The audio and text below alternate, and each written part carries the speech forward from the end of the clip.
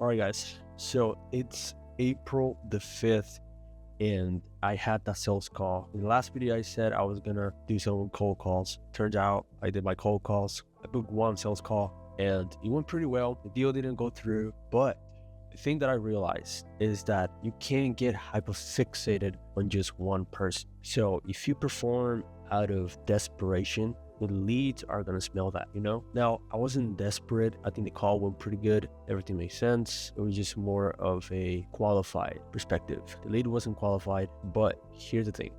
I only made 16 cold calls, which means that it only took 16 cold calls to book one appointment. That means that if I do 30 calls daily, I can book 2 consultations at least. That would be the metric. 2 consultations per day. That's around 6 to 12 sales call per week. Now, if I close at 20%, that would be 2 clients per week. So what the goal is for this year or for the next 30 days to 3 months is to close 6 clients. Now, 2026 goal is to hit $20,000 a month. So I only need 12 clients in order to make that. So if you're thinking to scale and you want to grow your business, my personal advice, that something that I did that helped me a lot, is to reverse engineer. So let's say you want to accomplish something, right? You want to make whatever amount, $5,000 a month, 10,000, or you want to scale to $100,000 a month. Doesn't matter. The whole idea here is that in order for you to get to that point, you need to know how to get to that point. How many clients do you need in order to get that point? How many DMs, how many cold calls, how many sales calls do you need to get on in order to close those clients? And what will be your timeline to get to that point? So for example, I want to do it in 3 months. Hopefully I can close a client every single week or every 2 weeks. Then I can do it in 60, 30 days. So you need to know exactly how you're gonna get there. You can't say, I want to get to this point, but I don't know how. That, first of all, takes a bunch of your mental bandwidth.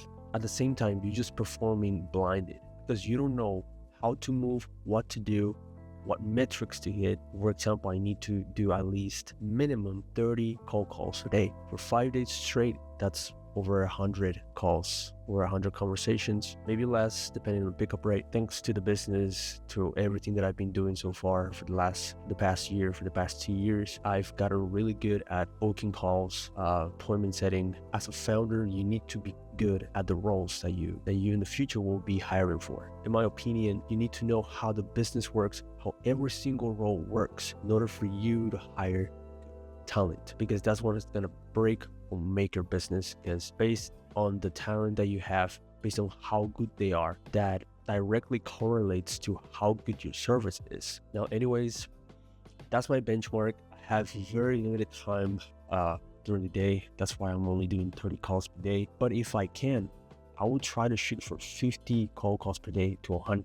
Now, if I'm able to do this volume, book the double of the leads that I'm currently booking per week, and I'm gonna be able to double the amount of deals that I do per week, that I close per week or bi-weekly. I still need to get those metrics down, but that's another thing. You need to track everything, because this is how you know what you need to fix. If you don't track any of this, then you're gonna stay stagnant for a long time. That's actually gonna help you a lot in the long term. That I've gotten so over fixated on tracking everything. And I have a bunch of Excel sheets that I use to track everything, every single metric for myself and for my clients. But anyways, hope this video was valuable to you at whatever stage you are business. If you haven't started one yet, then I hope this was helpful or inspirational, motivational for you. Go ahead and subscribe, give it a like, and I'll catch you in the next one. See ya.